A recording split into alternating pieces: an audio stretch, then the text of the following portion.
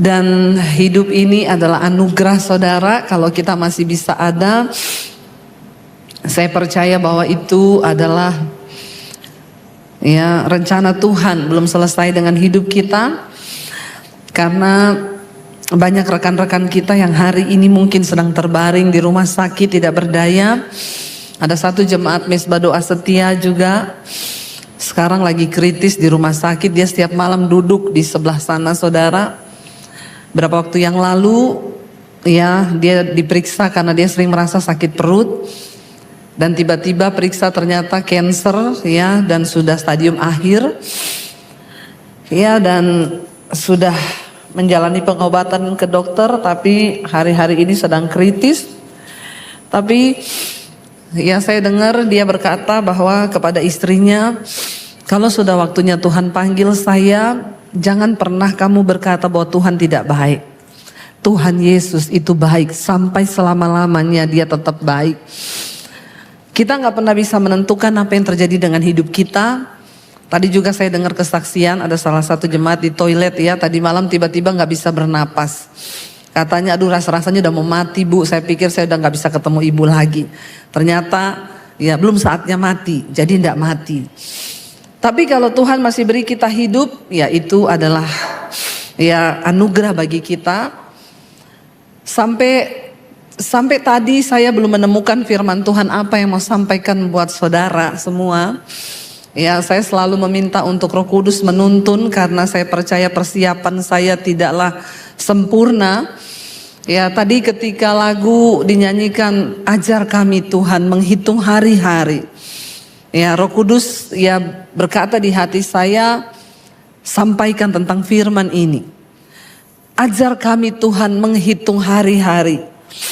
Dan saudara tahu firman ini ditulis oleh Musa. Ketika di masa tuanya. Musa mengalami 3 periode di dalam hidupnya saudara.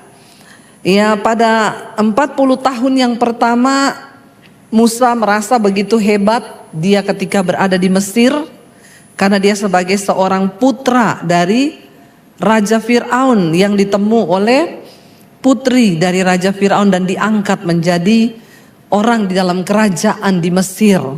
Itu adalah periode 40 tahun pertama di dalam hidupnya. Kita pun semua mengalami periode pertama dalam hidup kita sampai mencapai umur 30, 40. Kita merasa muda, merasa sehat, merasa begitu luar biasa. Tapi ketika Musa memasuki periode yang kedua, 40 tahun kedua, itu dia berada di belantara, dan di sana dia merasa tidak ada apa-apanya hidupnya itu. Hidup manusia itu juga seperti itu. Kadang-kadang ketika kita sudah mulai meninggalkan usia 40, mulai berpikir tentang masa depan, betapa sulitnya untuk mencari kehidupan, betapa sulitnya menghadapi hidup yang setelah 40 tahun sudah berkeluarga. Dan Musa merasa dia tidak ada apa-apanya ternyata ketika dia mulai keluar dari zona nyamannya, memasuki 40 tahun yang kedua, periode yang kedua dalam hidupnya. Dan periode 40 tahun yang ketiga ketika dia memimpin bangsa Israel selama 40 tahun di padang gurun saudara. Dan disitulah Musa sadar bahwa Tuhan itu segala-galanya di dalam hidupnya. Jangan tunggu masuk 40 tahun periode yang ketiga, karena belum tentu kita sampai. Musa sampai dulu. Bisa mencapai 100 tahun, 120 tahun. Tapi zaman sekarang itu anak-anak muda aja baru umur 20 sekarang sudah banyak yang kena diabetes, banyak yang kena stroke. Kita gak pernah tahu periode di mana di hidup kita ini. Tapi yang pasti biar hari ini periode hidup kita menjadi sebuah periode di mana kita merasa bahwa kita ini butuh Tuhan. Dan Tuhan itu segala-galanya buat kita. Amin saudara. Makanya kita buka bersama Mazmur 90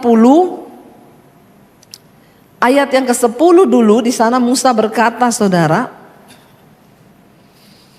Mazmur 90 ayat yang ke-10. Baca bersama 1, 2, 3. Masa hidup kami 70 tahun, dan jika kami kuat 80 tahun, dan kebanggaannya adalah kesukaran dan penderitaan, sebab berlalunya buru-buru dan kami melayang lenyap. Ya, dia berkata bahwa masa hidup kami 70 tahun. Siapa di sini yang sudah 70? Angkat tangan. Dapat sepeda loh. Ya, yang sudah 80? Wow ya. Alkitab berkata, Musa bilang masa hidup kami 70 tahun dan jika kami kuat 80 tahun. Dan kebanggaannya apa? Kesukaran dan penderitaan. Ya, makanya orang kalau sudah di atas 70 ya. Saya tuh kalau dengar mertua saya lagi periksa, saya tanya, sakit apa? Biasa. Lututnya sakit, kepalanya cekot-cekot. Ya, nanti yang katarak, nanti yang ini. Ya, itu yang dikatakan bahwa setelah 70 tahun berikutnya hidup kita, itu kesukaran dan penderitaan dan berlalunya itu buru-buru. Ya, kita nggak tahu kalau kita masih sampai di periode kedua aja yang memasuki 80 tahun. Ya, puji Tuhan, haleluya. Karena makanya Musa itu berkata, siapakah yang mengenal kekuatan murkamu dan takut kepada gemasmu? Di usia sekarang ini saudara, mari kita mulai belajar mengenal Tuhan dan belajar untuk takut kepada murka Tuhan itu ada. Sehingga kita hidup lebih bijaksana. Ayat 12 Musa berkata di sana apa? Baca bersama.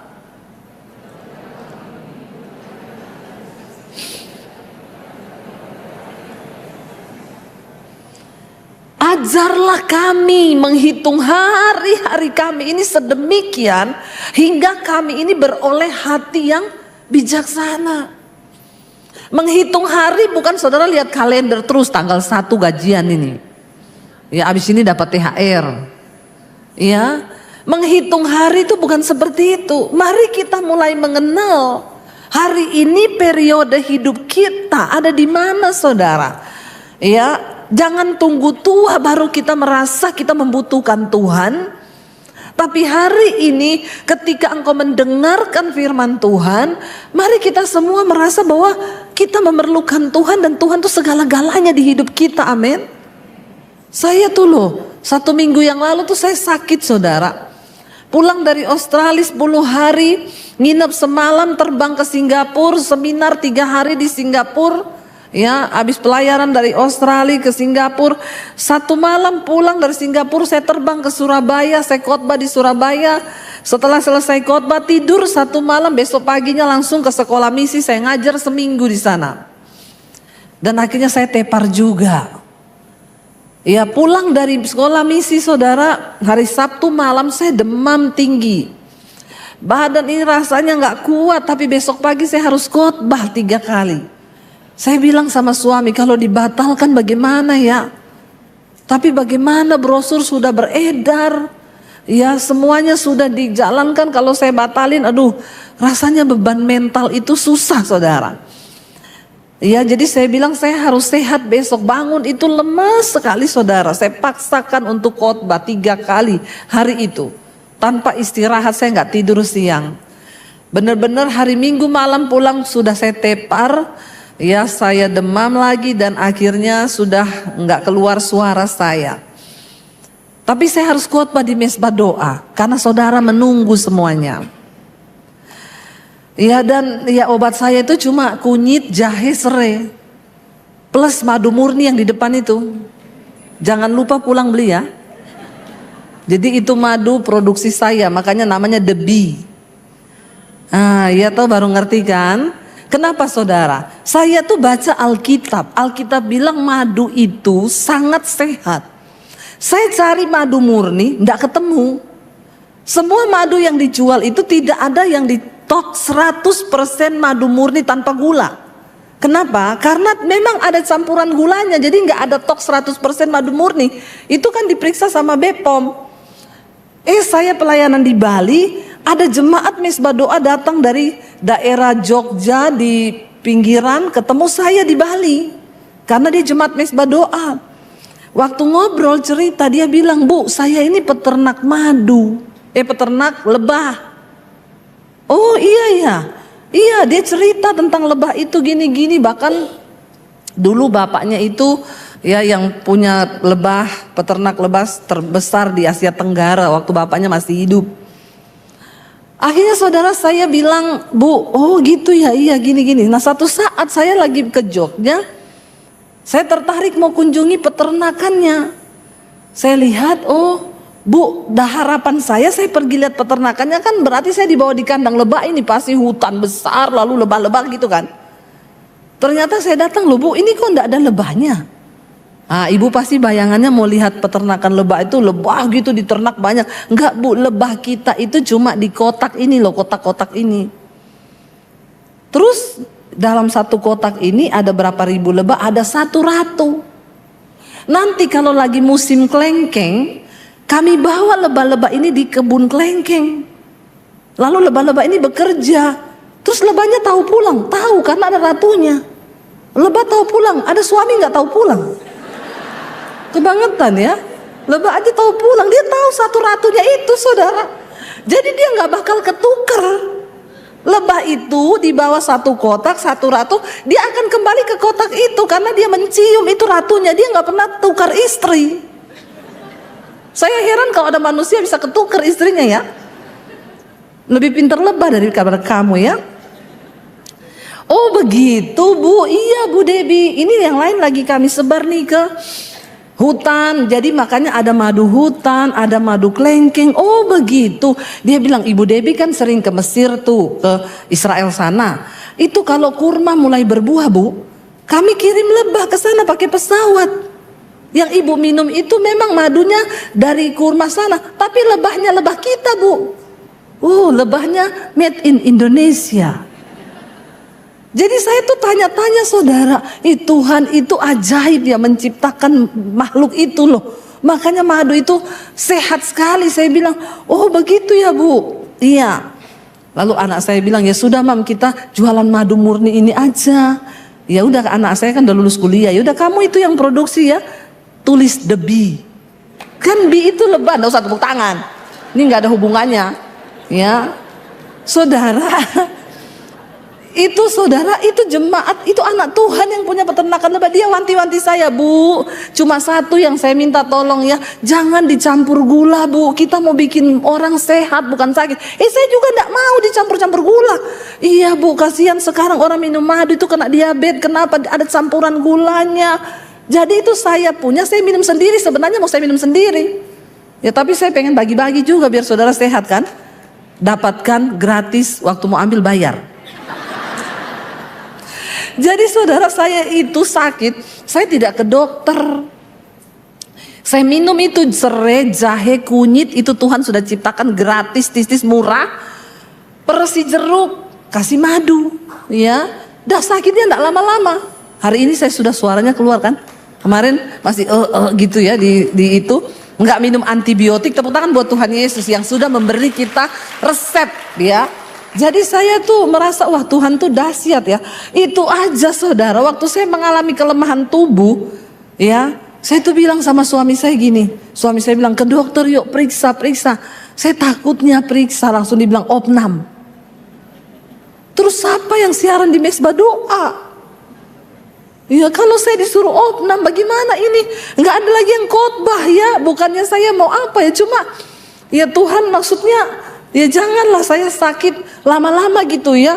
Jadi walaupun sakit malam saya tetap berusaha syuting tuh ya di Mesbah Doa kalau malam, tetap ada sampai hari ini. Saudara, apa artinya menghitung hari-hari loh?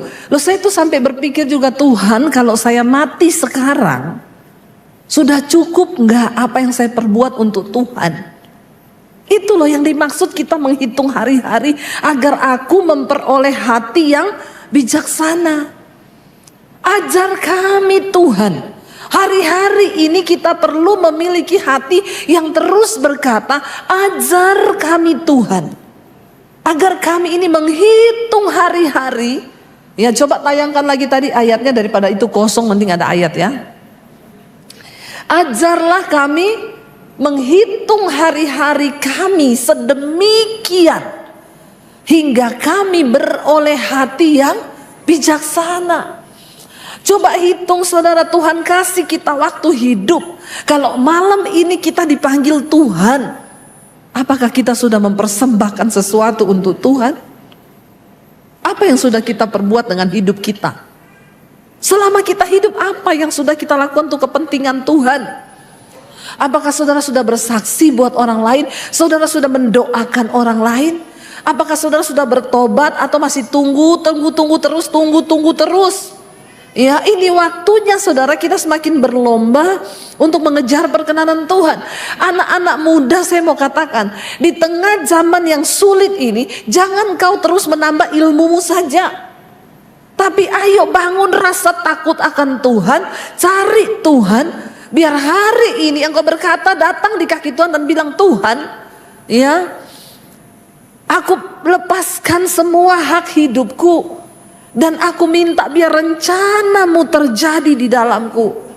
Ya, seperti pujian tadi berkata, ya, sebab aku ini milikmu, aku di dalam hatimu, kasih setiamu yang menghidupkan aku.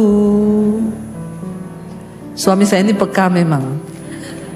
Sebab aku ini milikmu, tak ku pertahankan hidupku, biar kehendakmu kerjakanlah dalamku.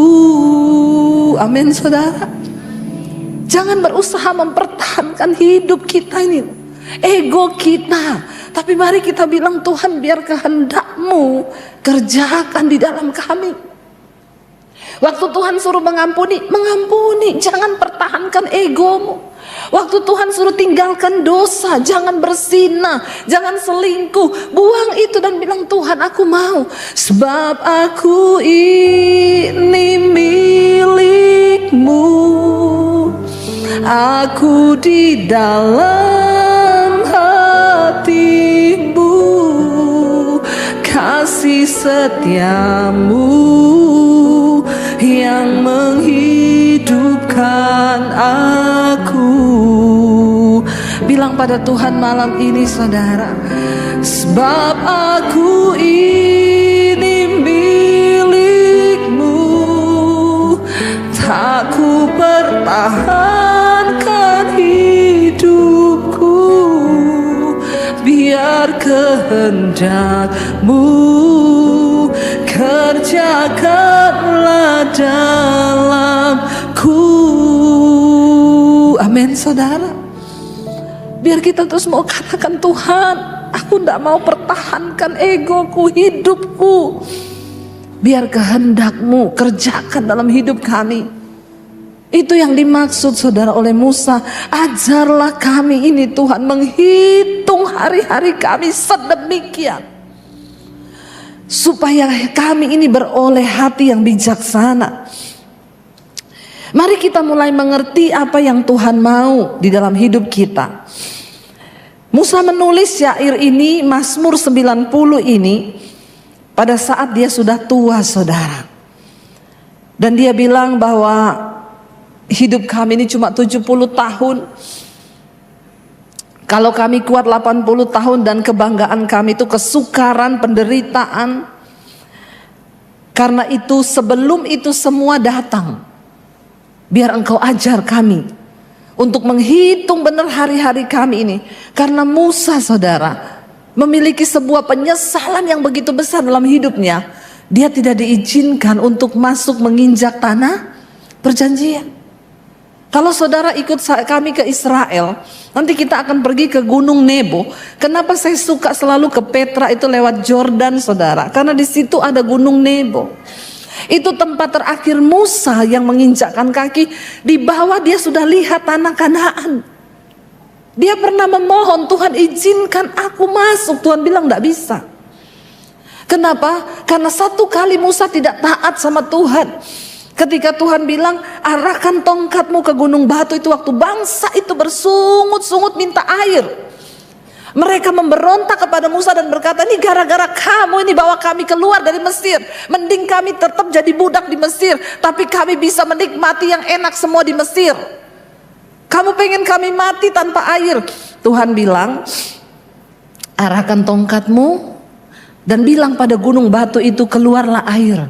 Tapi karena Musa emosi saudara terhadap bangsa ini, yang padahal Alkitab bilang, kenapa Musa dipilih Tuhan? Karena Musa ini seorang yang terkenal lembut hati. Di seluruh bumi ini tidak ada orang yang seperti Musa lembut hatinya. Berarti suami saya kalah. Orang Solo lewat sama Musa. Nih ya, Musa Alkitab mencatat satu-satunya orang yang hatinya itu didapati Tuhan paling lembut. Ya, tapi pada akhirnya Musa melakukan sebuah kesalahan karena dia marah, dia emosi. Dan karena kesalahan itu Tuhan bilang, karena kamu melanggar apa yang aku perintahkan, sebenarnya kamu gak usah emosi. Gunung batu itu bisa mengeluarkan air. Tapi karena kamu marah sama bangsa itu, lalu kamu pukul, ya dengan emosi, memang air tetap keluar. Tapi Tuhan bilang, maka mulai hari ini engkau tidak akan pernah mungkin bisa menginjakkan kakimu di tanah perjanjian. Itu mungkin sebabnya Musa tulis ayat ini. Ajar kami Tuhan menghitung hari-hari kami ini sedemikian, supaya kami punya hati yang bijaksana. Ya, apa itu hati yang bijaksana? Hati yang bijaksana artinya hati yang dipenuhi oleh rasa takut akan Tuhan. Ya, dan menghitung hari-hari itu bukan cuma sekedar saudara menghitung kalender, melihat, tapi bagaimana kita meresponi setiap peristiwa yang terjadi di hidup kita ini hari demi hari. Persoalan demi persoalan yang datang silih berganti, bagaimana saudara meresponinya? Apakah kita menjadi marah sama Tuhan? Saya dengar yang jemaat Misbah Doa itu, ya dia berkata, ya karena dokter juga mungkin sudah angkat tangan, kansernya sudah menyebar dan sekarang dia sudah krisis. Tapi satu pesannya kepada istrinya, jangan pernah kamu tuduh Tuhan itu tidak baik. Tuhan itu baik. Saya senang saudara, jemaat Misbah Doa diperlengkapi, bahkan mengerti bahwa kematian itu sebuah keuntungan dalam Kristus. Amin saudara. Ya, karena kita semua, ibu juga ya dulu sekali tiap datang sama bapak Misbah Doa ada bapak di situ. Sekarang bapaknya sudah dipanggil Tuhan. Ya, tapi sampai di akhir hidupnya pun, ya bapak tetap berkata Tuhan itu baik. Itulah kemenangan yang lebih daripada kemenangan. Ya, karena yang terpenting itu sampai pada akhir hidupnya. Tidak semua dari kita akan terus duduk di tempat ini satu persatu. Banyak saudara yang sudah dipanggil Tuhan, tapi yang saya senang sampai di akhir hidup mereka tidak menyangkal Tuhan dan tetap berkata bahwa Tuhan itu baik. Mereka mengakhiri pertandingan imannya sebagai seorang pemenang sampai di garis akhir. Amin saudara. Dan itu sangat membanggakan. Ya, saya cuma mau berkata saudara bahwa banyak orang takut mati. Ya, tapi percayalah, ketika kita ada di dalam Tuhan, kematian itu benar-benar menjadi satu keuntungan. Saya ketemu dengan orang yang bersaksi mereka pernah mati. Nggak ada yang kepengen balik waktu Tuhan suruh balik. Semua tuh nggak mau. Tuhan, aku nggak mau pulang ke bumi. Aku mau di sini. Belum waktunya, pulang kamu. Tapi semua yang pernah mati itu cerita bahwa di sana tuh enak banget bu, indah banget. Saya kemarin pergi ke Adelaide saudara, itu salah satu negara di Australia. Saya terbang dari Sydney itu 2,5 jam naik pesawat. Sampai di sana ketemu sama ibu gembalanya saudara, ya, dan saya diberkati luar biasa. Saya percaya tadinya saya tidak akan pelayanan ke sana, tapi ke Melbourne. Tapi karena sesuatu dan lain hal Tuhan alihkan ke Adelaide. Ya, semua bilang, "Bu, itu negara sepi loh. Ibu mau ke sana mau ngapain gini gini gini." Ya udahlah, tadinya saya iya ya ngapain ke situ gini, tapi saya percaya ada rencana Tuhan lah saya pergi ke situ. Saya ketemu dengan ibu gembala itu, ternyata saya harus banyak hal di sana saudara, dan saya datang memberi banyak kekuatan juga di sana, dan yang terutama juga saya juga mendapat kekuatan. Dan saya tahu saya harus mendengar kesaksian ibu gembala itu untuk saya saksikan, supaya banyak orang mendengar kesaksian itu.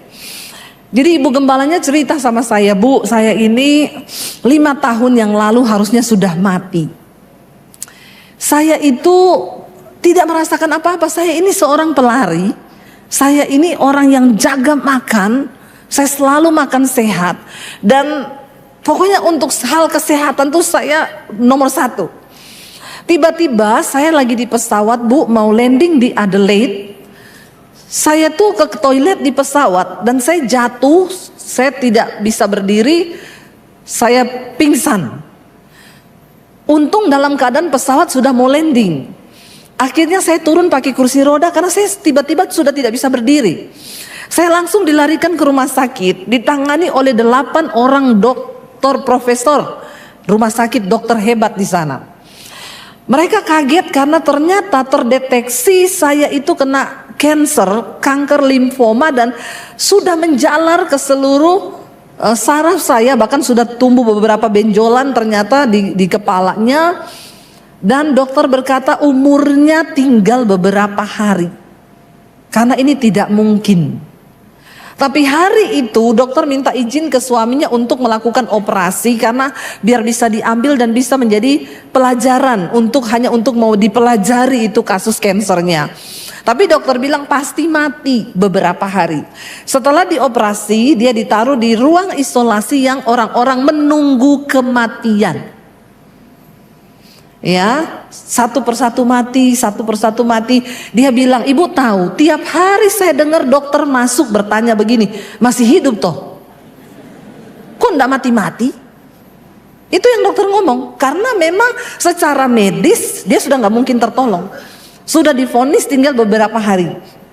Ditaruh di situ, tapi kok enggak mati-mati? Malah membaik. Tadinya suaminya tanya, "Kalau kemo gimana dok?" Dokter bilang nggak usah, buang-buang percuma biaya, karena dia nggak bisa lagi di kemo, sudah di stadium akhir, sudah menjalar dan pasti mati kok, nggak usah di kemo. Tapi karena dia tidak mati-mati, hari demi hari dia sembuh saudara. Akhirnya dokter bilang begini, "Ya udah kita kemo aja ya kalau gitu, karena ini tubuhnya menunjukkan tanda-tanda hidup, nggak mati." Kalau Tuhan berkata belum waktunya mati, tidak mati saudara. Walaupun dokter bilang tinggal beberapa jam. Lalu saudara, dia di kemo. Dia bilang waktu hari kedua dia di kemo, dia 7 kali kemo. Hari yang kedua dia sudah tidak kuat. Dia udah minta pesan kepada anaknya, dia bilang, "Relakan mama pergi karena tubuh mama sudah sangat tidak kuat, sudah kurus, sudah hitam semua rambut sudah botak saudara." Jadi anaknya nangis, dia juga sudah mengucapkan salam perpisahan. Tiba-tiba antara setengah sadar dan tidak, dia cerita sama saya lihat ada bola, Bu, bola itu menyala. Bola itu datang ke depan saya mau ambil bola itu, Bu. Tiba-tiba bola itu lari, saya kejar, saya ada di satu taman yang indah banget, Bu, taman itu. Dan saya lihat di situ orang-orang yang sudah mati yang saya kenal. Mereka anak-anak Tuhan yang sudah mati, dan mereka itu di situ nyanyi-nyanyi, mereka sukacita. Lalu dia bilang ketika bola itu dia sudah mau dapat, Tuhan ngomong begini, "Belum waktunya kamu ada di sini." Lalu Tuhan bicara sama dia banyak hal saudara, Tuhan sampaikan. Tapi dia bilang satu, Bu, yang Tuhan suruh sampaikan untuk jemaat. Tuhan tuh bilang begini, "Persiapkan umatku, sampaikan kepada mereka bahwa aku segera datang." Dia bilang sama saya gini, "Bu, selama ini saya tuh kalau dengar orang bilang Tuhan mau datang, atau pendeta ngomong, atau saya baca di Alkitab, itu biasa aja, Bu. Tapi kali itu, Bu, Waktu Tuhan ngomong face to face dengan saya, ingatkan umatku bahwa aku segera datang. Itu tuh benar-benar hidup, Bu. Benar-benar gitu. Saya tuh nggak bisa menggambarkan. Lalu dia bilang, Tuhan ngomong kamu sekarang pulang karena kamu belum waktunya ada di sini. Dia nangis. Dia nangis kenapa? Dia nggak mau pulang. Dia bilang itu air mata saya menetes, Bu. Saya bilang, Tuhan, aku mau di sini aja, enak banget. Dia bilang, Ibu tahu saya tidak bisa menggambarkan udaranya di sana. Itu udara itu tidak harum, Bu. Tapi kayak lega banget kita menghirup oksigen di sana. Itu benar-benar saya tidak mau pulang. Jadi udah ada yang mau mati sekarang? Orang yang sudah dibawa ke sana tidak mau pulang loh, saudara. Saya bingung orang-orang di bumi ini masih mau tahan lama-lama di sini. Yang tiap hari buka berita korupsi 1.000 triliun. Ya korupsi ini, korupsi itu. Sekarang saya tidak mau dengar. Tadi pagi saya buka, ditemukan uang sejumlah ini di berangkas. Saya lewati, saya nggak mau lihat, saya tutup langsung cepat-cepat HP saya. Saya tutup, suami saya bilang, "Say, ini loh ketangkep." Terus saya bilang sama dia, "Say, aku ndak mau mencemarkan otakku ya dengan itu berita-berita yang hari-hari ini bikin kita berita palsu mungkin, karena dengan mudahnya semua orang menyebar-nyebar berita. Ya, apalagi di Indonesia suka gorengan. Jadi semuanya ditambahin tepung lagi. Yang nggak ada masalah jadi masalah. Jadi akhirnya otak kita tercemar. Saya bilang sama suami, aku tadi sudah lihat itu, tak scroll, tak lewati, aku ndak mau lihat. Kenapa sekarang kamu ngomong? Terus dia bilang, oh iya ampuni, ya Tuhan dalam nama Yesus, dalam nama Yesus. Untuk dia juga segera bertobat. Ya, iya dalam nama Yesus, ya enggak usah lihat yang begituan ya. Tanpa kita sadari loh saudara, hari-hari ini otak kita, hati kita tuh dirusak oleh hal-hal yang begini. Baru bangun pagi nih, ya itu yang kita lihat, gayung lope pink. Jangan kau ikut-ikut saudara ya. Lihat apa lagi, perselingkuhan, lihat ini, lihat, aduh saudara, mencemarkan, ya, oplosan Pertamax, ya, bukan cuma Tuhan Yesus merubah air jadi anggur. Di Indonesia mujizat besar loh, ya, dioplos saudara, Pertalite jadi Pertamax, itu mujizat. Tapi kita perlu berdoa buat bangsa ini, ya. Berdoa sungguh-sungguh buat bangsa ini. Tapi kita sebagai anak Tuhan jangan tertipu. Jangan bangun pagi energi negatif sudah mengalir di otak kita karena di berita-berita. Amin. Ya, saya sekarang pilih bangun pagi putar YouTube, setel lagu-lagu. Hanya dekat Allah saja aku tenang. Amin. Daripada otak kita diisi dengan kita ini hitung hari-harimu ini loh saudara. Ini yang dimaksud hitung hari-hari, supaya kita ini beroleh hati yang bijaksana. Lewati sehari demi sehari bersama Tuhan. Ya, jangan biarkan kita dipengaruhi oleh iblis. Nanti kita emosi sendiri, kita marah-marah. Tapi itu ibu saudara. Dan akhirnya dia bilang begini, dia bilang, Bu, saya kan sudah lemah banget waktu itu. Akhirnya saya pulang itu. Waktu saya pulang, saya lihat air mata saya itu nyata, Bu. Saya nangis ternyata karena saya tidak mau pulang. Dan saya bilang begini, Tuhan, aku ini kan sudah kau bilang pulang, aku belum mati, berarti kan aku ini hidup. Tapi kan sekarang aku setengah mati Tuhan, karena tidak bisa makan, badannya kurus semuanya udah botak. Terus dia berdoa, dia bilang, Tuhan, kalau memang aku harus makan, apa yang harus ku makan? Tapi ini jangan diikuti loh, mungkin Tuhan bicara sama dia ya secara pribadi buat dia ya. Dia bilang, saya dengar Bu, secara audible Tuhan bilang gini, makan daging. Padahal dokter enggak kasih dia makan daging.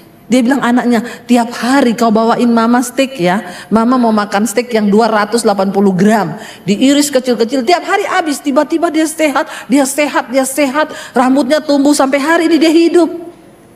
Semua dokter di sana terheran-heran. Dan ini peristiwa sudah 5 tahun berlalu. Iya.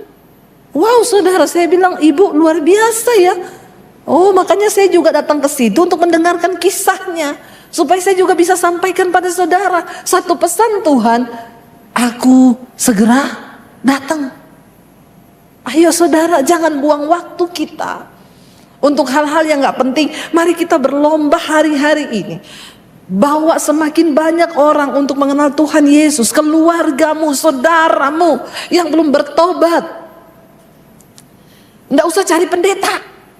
Kemarin ada, Bu, saya minta ibu doakan dong adik saya, Bu. Ya, kita mau ketemu di mana ya, Bu? Kenapa adikmu? Dia itu nggak takut Tuhan, dia itu begini-begini. Saya datang sekali mungkin berdoa buat dia, tapi setelah saya pergi, mulai sekarang saya bilang jangan kau cari pendeta, keluargalah orang yang terdekat. Ayo kamu layani adikmu, doakan dia tiap hari, ajak dia untuk baca Alkitab, ajak dia berdoa gandeng tangan. Amin saudara. Jangan harap-harapkan orang lain, jangan harap-harapkan pendeta. Ini waktunya, waktu kau lihat adikku belum bertobat, bawa dia dalam doa. Orang Kristen sekarang cari gampang. Ada lagi, Bu, ini adik saya nakal sekali, saya titip di sekolah Alkitab ibu ya, Pret. Kau pikir sekolah ini tempat penitipan anak-anak nakal? Ya, kalau mau saya baptis 20 menit, mau enggak? Ya, supaya bisa diubahkan. Cuma Tuhan yang bisa mengubahkan orang. Ya, ayo kita sama-sama berdoa hari-hari ini. Ajar kami menghitung hari-hari supaya kita bisa melihat saudara, Tuhan ini jiwa loh. Itu juga maksudnya. Kau temui orang, doakan. Kau ketemu saudaramu, doakan yang belum bertobat. Apa yang kita bisa lakukan, lakukan saudara. Ya, hitung hari-hari kita sedemikian hingga kita beroleh hati yang bijaksana. Ya, karena firman Tuhan berkata bahwa ya mari kita mulai menghitung hari-hari kita, karena apa? Hari-hari ini adalah jahat. Pergunakan waktu yang ada, sebab hari-hari ini adalah jahat. Kita berdoa supaya setiap detik yang kita miliki, ya jangan setiap jam, setiap hari 24 jam. Ya 2 jam dipakai untuk nonton film porno, 2 jam lagi buat apa? Nonton TikTok. 2 jam lagi buat apa? Buat goyang TikTok. Ya, banyak sekarang orang jadi stres saudara, sampai anak-anak, ibu-ibu, oma-oma. Ayo kita nih berdoa. Hari-hari kita itu kita pakai buat apa? Ya, 2 jam buat ke salon, 24 jam itu kita diberi 1 hari, kan buat 8 jam tidur toh. Kalau tidurmu normal, kalau tidak normal 12 jam kau tidur. Ya, terus bangun buat makan, buat kerja, udah habis waktu kita ini. Terus berapa jam yang kita pakai untuk Tuhan, berapa jam yang kita pakai untuk pelayanan, berapa waktu yang kita pakai untuk bermanfaat bagi orang lain, menjangkau jiwa saudara.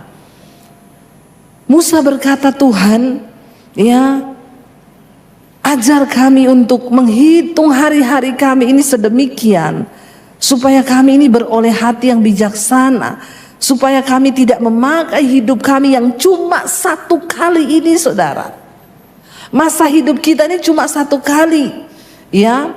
Masa muda kita 1 kali, dan itu hanya seumur hidup. Hidup kita ini tidak datang kedua kali. Kita cuma hidup di 1 kali ini pada masanya kita. Karena itu mari kita berdoa. Menghitung hari juga artinya apa? Hidup damai suami istri. Jangan sampai menikah berapa lama, Bu? 25 tahun. Tapi 10 tahunnya pisah ranjang. Ya, buat apa saudara? Kalau sudah terlanjur, ayo bertobat. Ada loh orang sampai mati suami istri pisah ranjang. Katanya begini, yang penting kan kami tidak cerai, karena Alkitab bilang bercerai itu dosa. Lah terus lu pikir pisah ranjang tidak dosa?